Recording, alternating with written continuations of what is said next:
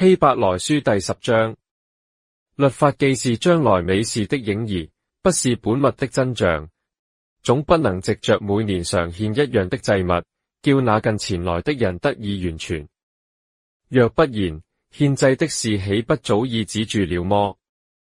因為禮拜的人良心既被潔淨，就不再覺得有罪了。但這些祭物是叫人每年想起罪來，因為公牛和山羊的血斷不能除罪。所以基督到世上來的時候，就說：神啊，祭物和禮物是你不願意的，你曾給我預備了身體。燔祭和贖罪祭是你不喜歡的。那時我說：神啊，我來了為要照你的旨意行。我的事在經卷上已經記載了。以上說，祭物和禮物、燔祭和贖罪祭是你不願意的，也是你不喜歡的，這都是按着律法獻的。後又說：我來了為要照你的旨意行。可見他是除去在先的，為要立定在後的。我們憑這旨意，靠耶穌基督只一次獻上他的身體，就得以成聖。凡祭司天天站着侍奉神，屢次獻上一樣的祭物，這祭物永不能除罪。但基督獻了一次永遠的贖罪祭，就在神的右邊坐下了，從此等候他仇敵成了他的腳凳。因為他一次獻祭，便叫那得以成聖的人永遠完全。聖靈也對我們作見證，因為他既已說過，主說：那些日子以後，我與他們所立的約乃是這樣，我要將我的律法寫在他們心上，又要放在他們的裡面。以後就說：我不再紀念他們的罪愆和他們的過犯。這些罪過既已赦免，就不用再為罪獻祭了。弟兄們，我們既因耶穌的血得以坦然進入至聖所，是藉着他給我們開了一條又新又活的路，從幔子經過。這幔子就是他的身體。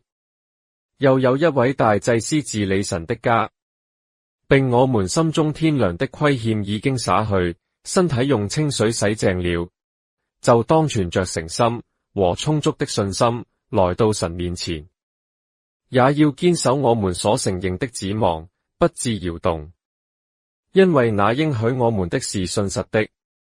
又要彼此相顧，激發愛心，勉勵行善。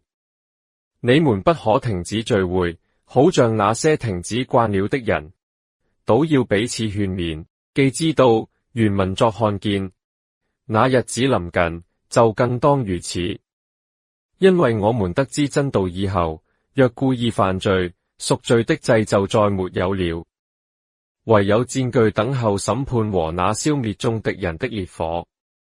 人干犯摩西的律法，憑兩三個見證人，尚且不得憐恤而死，何況人踐踏神的兒子，將那使他成聖之約的血當作平常，又褻慢施恩的聖靈。你們想，他要受的刑罰該怎樣加重呢？因為我們知道誰說：伸冤在我，我必報應。又說：主要審判他的百姓。落在永生神的手裡，真是可怕的。你們要追念往日，蒙了光照以後，所忍受大爭戰的各樣苦難，一面被毀謗，遭患難，成了戲景，叫眾人觀看；一面陪伴那些受這樣苦難的人。因為你們體恤了那些被捆鎖的人，並且你們的家業被人搶去，也甘心忍受，知道自己有更美長存的家業。所以你們不可丟棄勇敢的心，存這樣的心必得大賞賜。你們必須忍耐，使你們行完了神的旨意，就可以得着所應許的。因為還有一點點時候，那要來的就來，並不遲延。只是義人必因信得生，義人有古卷作我的義人，他若退後，我心裡就不喜歡他。我們卻不是退後入沉淪的那等人，那是有信心以致靈魂得救的人。